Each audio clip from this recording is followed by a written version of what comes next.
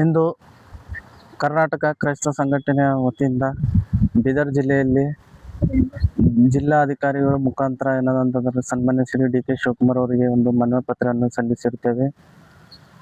ಮೊನ್ನೆ 15th ಆಗಸ್ಟಿಗೆ ಒಂದು ಚಾಮರಾಜನಗರದ ಒಂದು ಹಾನೂರ್ ಎಂಬ ಒಂದು ಊರಿನಲ್ಲಿ ಒಂದು ಅರಣ್ಯ ಪ್ರದೇಶದಲ್ಲಿ ಹೋಗಿರುವಾಗ ಪೀಟರ್ ಮತ್ತು ಡೇವಿಡ್ ಕುಮಾರ್ ಹಾಗೂ ಆಂಥನಿ ಸ್ವಾಮಿ ಅವರನ್ನು ಶೂಟೌಟ್ ಮಾಡಿರುತ್ತಾರೆ. ಈಗಾಗಲೇ ಸಾಕಷ್ಟು ಎಲ್ಲ ಮಾಧ್ಯಮಗಳಲ್ಲಿ ಪ್ರಸಾರ ಆಗುತ್ತಿದೆ ಸುದ್ದಿಯನ್ನು. ನಮ್ಮ ಒಂದು ಪ್ರಶ್ನೆ ಸರ್ಕಾರಕ್ಕೆ, ಇವತ್ತಿನ ದಿವಸ ಅಲ್ಲಿ ಸರಿಯಾಗಿ ತನಿಖೆ ಮಾಡ್ತಾ ಇಲ್ಲ. ಆ ಒಂದು ಅರಣ್ಯ ಇಲಾಖೆಯಲ್ಲಿ ಸರ್ಕಾರ ನಿಯಮಗಳನ್ನು ಉಲ್ಲಂಘನೆ ಮಾಡಿ ಏನದಂತಂದರೆ ಅವರನ್ನ ನೇರವಾಗಿ ಒಂದು ಶೂಟೌಟ್ ಮಾಡಿ ಅವರ ಒಂದು ಪ್ರಾಣವನ್ನೇ ಒಂದು ಇದು ಮಾಡಿಬಿಟ್ರು ಇವತ್ತಿನ ದಿನ. ಹಾಗಾಗಿ ನಮ್ಮ ಒಂದು ಬೀದರ್ ಜಿಲ್ಲೆ ವತಿಯಿಂದ ನಾವು ಒಂದು ಸರ್ಕಾರಕ್ಕೆ ಮನವಿ ಮಾಡ್ತೀವಿ, ಸರಿಯಾಗಿ ಸೂಕ್ತವಾದ ಕಾನೂನು ಕ್ರಮವನ್ನು ತೆಗೆದುಕೊಳ್ಳಬೇಕಿತ್ತು.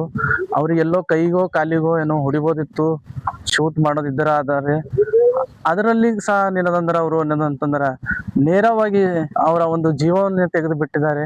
ಅದಕ್ಕೆ ನಾವು ಇವತ್ತಿನ ದಿವಸ ಒಂದು ಅರಣ್ಯ ಅಧಿಕಾರಿಗಳಿಗೆ ಏನದಂದ್ರೆ ಕೂಡಲೇ ಅವರನ್ನೇನಂದ್ರೆ ಶಿಕ್ಷೆಗೆ ಒಳಪಡಿಸಬೇಕು. ಮತ್ತು ಇಲ್ಲಿವರೆಗೂ ಯಾವುದೇ ಮಾಧ್ಯಮದಲ್ಲಿ ಅರಣ್ಯ ಇಲಾಖೆಯಲ್ಲಿ ಅಧಿಕಾರಿಗಳು ಯಾರಿದ್ದಾರೆ ಅಂತ ಹೇಳಿ ಇನ್ನೂ ಎಲ್ಲೂ ಪ್ರಕಟವಾಗಿಲ್ಲ. ಅವ್ರ ಹೆಸರು ಸಹ ಎಲ್ಲೂ ತೋರಿಸ್ತಾ ಇಲ್ಲ. ಹೀಗಾಗಿ ಅದು ನಮ್ಮನ್ನು ಬಹಳ ನೋವನ್ನು ಉಂಟು ಮಾಡ್ತಾ ಇದೆ ಅದೊಂದು ಸಂಗತಿ. ಹಾಗಾಗಿ ನಾವು ಸರ್ಕಾರಕ್ಕೆ ಮನವಿ ಮಾಡ್ತೀವಿ, ಕೂಡಲೇ ಏನದ ಅಂತಂದ್ರೆ ಅರಣ್ಯ ಅಧಿಕಾರಿಗಳಿಗೆ ಏನದ ಅಂತಂದ್ರೆ ಬಂಧಿಸಬೇಕು ಮತ್ತು ಅವರ ಹೆಸರುಗಳನ್ನು ಪ್ರಕಟಿಸಬೇಕು. ಅವ್ರಿಗೆ ಕಾನೂನು ಅಡಿಯಲ್ಲಿ ಏನೆಲ್ಲ ಶಿಕ್ಷೆಗಳು ಬೇಕು ಅದು ಶಿಕ್ಷೆಯನ್ನು ಅವ್ರಿಗೆ ಕೊಡ್ಬೇಕಂತ ಹೇಳಿ ನಮ್ಮ ಒಂದು ಮನವಿ ಆಗಿದೆ. ಮತ್ತು ಕುಟುಂಬಸ್ಥರಿಗೆ ಸಹ ಏನದ ಅಂತಂದರೆ ಆಂಥನಿ ಸ್ವಾಮಿ ಮತ್ತು ಡೇವಿಡ್ ಕುಮಾರ್ ಅವರು ಮತ್ತು ಇನ್ನೊಬ್ಬರು ಪೀಟರ್ ಎಂಬರಿಗೂ ಇವರಿಗೆ ಏನದ ಅಂತಂದರೆ ಸರ್ಕಾರದಿಂದ ಒಂದು ಅವರಿಗೆ ನೇರವನ್ನು ಕೊಡಬೇಕು, ಅವರಿಗೆ 1 ಕೋಟಿ ಒಂದು ಪರಿಹಾರ ಕೊಡಬೇಕು. ಮತ್ತು ಕುಟುಂಬಸ್ಥರಿಗೆ ಏನದಂದ್ರೆ ಒಂದು ಸರ್ಕಾರ ಒಂದು ಉದ್ಯೋಗವನ್ನು ಕೊಡ್ಬೇಕಂತ ಹೇಳಿ ನಮ್ಮ ಒಂದು ಮನವಿಯಾಗಿದೆ ಸರ್ಕಾರಕ್ಕೆ. ಸಾಕಷ್ಟು ಏನದ ಅಂತಂದ್ರೆ ಒಂದು ಬಡ ಕುಟುಂಬದವರಾಗಿದ್ದಾರೆ. ಅವರು ಯಾವುದೇ ರೀತಿ ಏನದ ಅಂದ್ರೆ ಬೇಟೆ ಆಳಕ್ಕೆ ಅಲ್ಲಿ ಹೋಗಿಲ್ಲ. ನಾವೆಲ್ಲ ಮಾಧ್ಯಮದಲ್ಲಿ ನೋಡ್ತಾ ಇದ್ದೀವಿ, ಅಲ್ಲೆಲ್ಲ ಒಂದು ಸ್ಲಿಪ್ಪರ್ ನೋಡ್ತಾ ಇದ್ದೀವಿ, ಹೊಸದಾಗಿ ಒಂದು ಸ್ಲಿಪ್ಪರ್ ಏನದ ಅಂತಂದ್ರೆ ಅಲ್ಲಿ ಇಟ್ಟರ ಅಂತ ಒಂದು ದೃಶ್ಯವನ್ನು ನಾವು ನೋಡ್ತಾ ಇದ್ವಿ. ಅವ್ರು ಯಾವುದೇ ರೀತಿಯ ಬೇಟೆಗಾರರು ಅಲ್ಲ. ಅಲ್ಲಿ ಚಾಮರಾಜನಗರದಲ್ಲಿ ಅನೇಕ ರೈತರು ಏನದ ಅಂತಂದ್ರೆ ಅದಕ್ಕೆ ಒಂದು ಹೋರಾಟವನ್ನು ಮಾಡ್ತಾ ಬರ್ತಾ ಇದ್ದಾರೆ. 3 ದಿವಸ ಆಯ್ತು ಕಂಟಿನ್ಯೂ ಆಗಿ ನೋಡ್ತಾ ಇದ್ದೀವಿ. ಅನೇಕರು ಎಲ್ಲರೂ ಪ್ರತಿಯೊಬ್ಬರು ಅಲ್ಲಿಂದ ಗ್ರಾಮಸ್ಥರು ಹಿಡ್ಕೊಂಡು ಅಲ್ಲಿಂದ ಚಾಮರಾಜನಗರ ಒಂದು ಜಿಲ್ಲೆದವರು ಎಲ್ಲರೂ ಪ್ರತಿಯೊಬ್ಬರು ಹೇಳ್ತಾ ಇದ್ದಾರೆ ಅವರೊಂದು ರೈತರು, ಒಂದು ಕಾರ್ಮಿಕರು, ಅವರು ಯಾವುದೇ ಬೇಟೆಗಾರ ಅಲ್ಲ ಅಂತ ಹೇಳ್ತಾ ಇದೆ. ಸರ್ಕಾರ ಇದಕ್ಕೆ ಕೂಡಲೇ ಏನದೊಂದು ಎಚ್ಚೆತ್ತುಕೊಂಡು ಸರ್ಕಾರ ಕೂಡಲೇ ಅವರನ್ನು ಏನದ ಅಂತಂದ್ರೆ ಅದು ಒಂದು SIT ತನಿಖೆಯನ್ನು ರಚನೆ ಮಾಡಿ ಅವರಿಗೆ ಸರಿಯಾಗಿ ನ್ಯಾಯವನ್ನು ಒದಗಿಸಿಕೊಡ್ಬೇಕಂತ ಹೇಳಿ ನಮ್ಮ ಒಂದು ಮನವಿ ಆಗಿರುತ್ತದೆ. ನನ್ನ ಹೆಸರು ಮೋಜಸ್ ನಿರ್ಣಕರ್, ಕರ್ನಾಟಕ ಕ್ರೈಸ್ತ ಸಂಘಟನೆ ಜಿಲ್ಲಾಧ್ಯಕ್ಷರು ಬೀದರ್. ಕ್ರೈಸ್ತ ಸಂಘಟನೆ ವತಿಯಿಂದ ಹಮ್ಮಿಕೊಂಡಿದಂಥ ಈ ಒಂದು ಮನವಿ ಪತ್ರ ನಾವು ಸರ್ಕಾರಕ್ಕೆ DC ಅವ್ರ ಮುಖಾಂತರ ಸಲ್ಲಿಸಲಿ ಬಂದಿದ್ದೇವೆ. ಮೊನ್ನೆ 15ನೇ ತಾರೀಕು 14ನೇ ತಾರೀಕು ಚಾಮರಾಜನಗರ ಹನ್ನೂರು ಗ್ರಾಮದಲ್ಲಿ ಘಟಿಸಿದ ಆ ಘಟನೆ ಕುರಿತು ಸ್ಪಷ್ಟವಾದ ನಾವು ಮಾಹಿತಿ ಕೇಳ್ತಾ ಇದ್ದೀವಿ. ಆ ಜನರ ಮೇಲೆ ವಿನಾಕಾರಣ ಅವ್ರು ಗುಂಡು ಹಾರಿಸಿದ್ದಾರೆ. ಅವರನ್ನು ಒಂದು ರೀತಿ ಅವರು ಏನು ಕಾರ್ಮಿಕರಾಗಿದ್ದಾರೆ, ಅವರು ಕೃಷಿ ಕಾರ್ಮಿಕರಾಗಿದ್ದಾರೆ. ಯಾವುದೇ ಗಮನಿಸದೆ ಅವರಿಗೆ ಅವರನ್ನು ದೊಡ್ಡ ಒಂದು ಆತಂಕವಾದಿ ಇದ್ದಾರೆ ಅಂತ ಹೇಳಿ ಭಾವಿಸಿ ಅಥವಾ ಅರಣ್ಯ ಕಳ್ಳರಿದ್ದಾರೆ ಅಂತ ಹೇಳಿ ಭಾವಿಸ್ತಾ ಇದ್ದಾರೆ. ಆದರೆ ಗ್ರಾಮಸ್ಥರೇ ಹೇಳ್ತಾ ಇದ್ದಾರೆ ಅವರ ದನಗಳು ಕಾಣೆಯಾಗಿವೆ, ಅವರು ಅದನ್ನು ಹುಡುಕ್ಲಿಕ್ಕೆ ಹೋಗಿದ್ದಾರೆ. ಆ ಘಟನೆ ಏನೋ ವಿನಾಕಾರಣ ಇಲ್ಲದೆ ಜರುಗಿದೆ. ಸರ್ಕಾರ ಎಚ್ಚೆತ್ತುಕೊಳ್ಬೇಕು. ಅರಣ್ಯ ಇಲಾಖೆ ಮೇಲೆ ಕೂಡಲೇ ಕ್ರಮ ಕೈಗೊಂಡು ಅರಣ್ಯ ಸಚಿವರು ಕೂಡ ಎಚ್ಚೆತ್ತುಕೊಂಡು ತಮ್ಮ ಇಲಾಖೆಯಲ್ಲಿ ಆದಂತಹ ಘಟನೆಗೆ ಸ್ಪಷ್ಟವಾದ ಉತ್ತರ ಕೊಡಬೇಕು.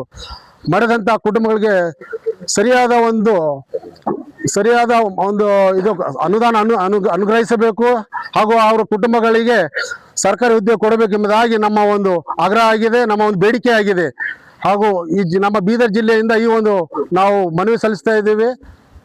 ಇಷ್ಟೇ ಹೇಳ್ತಾ ಇದ್ದೀವಿ. ಸರ್ಕಾರ ಕೂಡಲೇ. ನಿಮ್ಮ ಹೆಸರು ಸರ್? ಸುರೇಶ್ ಅಂಡೋಡ್ಡಿ, ಕ್ಯಾಥಲಿಕ್ ಅಸೋಸಿಯೇಷನ್ನ ಜಿಲ್ಲಾಧ್ಯಕ್ಷ. ಇವತ್ತು ನಾವು ಬೀದರ್ ಜಿಲ್ಲೆಯ ಜಿಲ್ಲಾಧಿಕಾರಿ ಕಚೇರಿ ಮುಂದೆ ನಾವು ಮೋಜಸ್ ನಿರ್ಣಕರ್ ಅವರ ನೇತೃತ್ವದಲ್ಲಿ ಹಾಗೂ ಕ್ರೈಸ್ತ ಒಕ್ಕೂಟಗಳ ಸಂಘ ಸೇರಿ ಏನು ಮನವಿ ಮಾಡಿದ್ದೀವಿ ಅಂದರೆ, ಕಳೆದ ಒಂದು ವಾರ ಮೊದಲು ಯಾವ ಜಿಲ್ಲೆ ಅದು ಚಾಮರಾಜನಗರ ಜಿಲ್ಲೆಯ ಕೊಳ್ಳೇಗಾಲ ತಾಲೂಕಿನ ಹಾನೂರು ಎಂಬ ಗ್ರಾಮದಲ್ಲಿ ಇವತ್ತು 3 ವ್ಯಕ್ತಿಗಳು ಅವರು ತಮ್ಮ ಒಂದು ದನ ಕಳೆದಂಥ ಸಂದರ್ಭವನ್ನು ಹುಡುಕ್ಲಿಕ್ಕೆ ಹೋದಾಗ ಏಕಾಏಕಿ ಬಂದು ಅರಣ್ಯ ಇಲಾಖೆದವರು ಬಂದು ಅವರಿಗೆ ಗುಂಡಾರಿಸಿ ಇವತ್ತು ಕೊಲೆ ಮಾಡ್ತಾರೆ ಅಂದರೆ ಇದು ಯಾವ ನ್ಯಾಯ?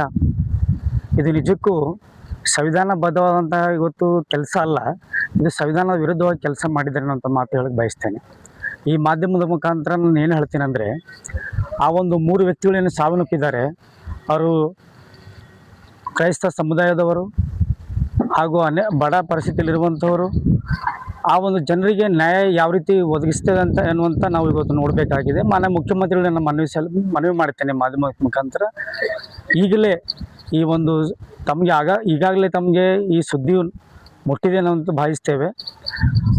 ಮುಟ್ಟಿದ ನಂತರ ನಮ್ಮ ಬೀದರ್ ಜಿಲ್ಲೆಯ ಒಂದು ಒಕ್ಕೂಟಗಳ ಸಂಘ ನಮಗೇನು ಒತ್ತಾಯ ಮಾಡ್ತೀವಿ ಅಂದರೆ, ಆ ಮೃತಪಟ್ಟಂಥ 3 ಜನ ಏನಿದ್ದಾರೆ ಆ ಕುಟುಂಬಕ್ಕೆ ಸೂಕ್ತವಾದಂಥ ಪರಿಹಾರ ಕೊಡಬೇಕು.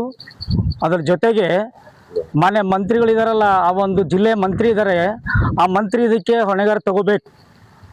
ಮತ್ತು ಈ ಒಂದು ಅರಣ್ಯ ಮಂತ್ರಿನಿದ್ದಾರೆ, ನಮ್ಮ ಕರ್ನಾಟಕ ರಾಜ್ಯದ ಅರಣ್ಯ ಮಂತ್ರಿ ಇದ್ದಾರೆ, ಅವರು ಕೂಡ ಇದಕ್ಕೆ ಜವಾಬ್ದಾರಿ ತಗೋಬೇಕು. ಇಲ್ಲವಾದರೆ ಇವತ್ತು ನಮ್ಮ ಕ್ರೈಸ್ತ ಒಕ್ಕೂಟಗಳು ಸುಮ್ಮನೆ ಕೂಡಲಿಕ್ಕೆ ಬಯಸೋದಿಲ್ಲ. ಇವತ್ತೇನು ಸದನ ನಡೀತಾ ಇದೆ, ಸದನದಲ್ಲಿ ತಾವು ದಯವಿಟ್ಟು ಗಮನ ಹರಿಸಬೇಕು. ಮಾನ್ಯ ಮುಖ್ಯಮಂತ್ರಿಗಳು ಹಾಗೂ ಸಂಬಂಧಪಟ್ಟಂಥ ಅಧಿಕಾರಿಗಳು ಅವರನ್ನು ಯಾರು ಗುಂಡಾರಿಸಿದ್ದಾರೆ ಅಂಥ ಕಿಡಿಗೇಡಿಗಳು, ಅವರು ಸರ್ಕಾರದ ನೌಕರಲ್ಲ, ಅವರು ನಮ್ಮ ಕರ್ನಾಟಕ ರಾಜ್ಯದ ದುಷ್ಕರ್ಮಿಗಳು ಎನ್ನುವಂಥ ಮಾತು ಹೇಳಕ್ಕೆ ಬಯಸ್ತೇನೆ. ಯಾಕೆಂದರೆ ಪಾಪ ಬಡಪ್ಪ ಇದ್ದಾರೆ, ಅವರು ಕೂಲಿ ಕಾರ್ಮಿಕರು, ರೈತರು. ಅಂಥ ಮಕ್ಕಳಿಗೆ ನೀವು ಹೋಗಿ ಗುಂಡಾರಿಸ್ತೀರಂದರೆ ಜನರ ಜೀವನ ಜೊತೆ ಆಟ ಆಡ್ತಿದ್ದೀರ ನೀವು? ಯಾರು ನಿಮಗೆ ಕೊಟ್ಟಿದ್ರು ಅಧಿಕಾರ? ಏನು ನೀವು ಸುಪ್ರೀಮಾ ನೀವು ಗುಂಡಾರಿಸ್ಲಿಕ್ಕೆ? ಒಂದು ವೇಳೆ ಅವರು ಏನಾದರೂ ತಪ್ಪು ಮಾಡಿದ್ದಾರೆ ಅಂದರೆ ತಾವು ಸಂಬಂಧಪಟ್ಟ ಅಧಿಕಾರಿಗಳು ಬಂದು ಅವರಿಗೆ ಅರೆಸ್ಟ್ ಮಾಡ್ಬೋದಾಗಿತ್ತು ಕಾನೂನು ಚೌಕಟ್ಟಿನಲ್ಲಿ. ಗುಂಡಾರಿಸ್ಲಿಕ್ಕೆ ನಿಮ್ಮ ಅಪ್ಪನ ಮನೆದ ಇದು ಗುಂಡು? ಸರ್ಕಾರಕ್ಕೆ ಲೆಕ್ಕ ಕೊಡಬೇಕು ಮತ್ತು ಜನರಿಗೆ ಲೆಕ್ಕ ಕೊಡಬೇಕು. ನೀವು ನಿಮ್ಮ ಮನೆ ಬಂದಂತೆ ಮಾಡೋದಿಲ್ಲ. ಆದ್ದರಿಂದ ಇದು ಬಹಳ ಖಂಡನೀಯವಾಗಿ ನಾನು ಖಂಡಿಸ್ತೇನೆ. ನಮ್ಮ ಮೋಸಸ್ ನಿರ್ಣಯಕ್ ಅವರ ಒಂದು ನೇತೃತ್ವದಲ್ಲಿ ಮತ್ತು ನಮ್ಮ ಬೀದರ್ ಜಿಲ್ಲೆಯ ಎಲ್ಲ ಕ್ರೈಸ್ತ ಒಕ್ಕೂಟಗಳ ವತಿಯಿಂದ ಇವತ್ತು ಒಂದು ವೇಳೆ ನಮ್ಮ ಏನು ಮೃತಪಟ್ಟಂಥ ಕುಟುಂಬಗಳಿಗೆ ಸೂಕ್ತವಾದ ಪರಿಹಾರ ನೀಡುವಂಥ ಸಂದರ್ಭದಲ್ಲಿ ನಾವು ಇಡೀ ಕರ್ನಾಟಕ ರಾಜ್ಯದಂಥ ಧರಣಿ ಕೊಡ್ತೇವೆ. ಇನ್ನು ಮುಂದೆ ಬರುವಂಥ ದಿವಸ ತಾವು ನೋಡ್ತೀರಿ ಮಾಧ್ಯಮಗಳಲ್ಲಿ. ಆದ್ದರಿಂದ ನಾನು ಪ್ರತ್ಯೇಕವಾಗಿ ಮಾನ್ಯ ಮುಖ್ಯಮಂತ್ರಿಗಳಿಗೆ, ಈಗಾಗಲೇ ನೂತನವಾಗಿ ತಾವು ಮುಖ್ಯಮಂತ್ರಿಗಳಾಗಿದ್ದೀರಿ, ಜನಪರವಂಥ ಸರ್ಕಾರವನ್ನು ನಂಬಿದ್ದೇವೆ, ಆದರೆ ಜನಪರವಾಗಿ ತಾವು ಕೆಲಸ ಮಾಡಬೇಕಂತ ಹೇಳಿ ನಾವು ಬಹಳ ವಿನಮ್ರತೆಯಿಂದ ನಾನು ಮುಖ್ಯಮಂತ್ರಿಗಳಿಗೆ ನೇರವಾಗಿ ಅವರಿಗೆ ನಾನು ಮನವಿಯನ್ನು ಮಾಡ್ತೇನೆ.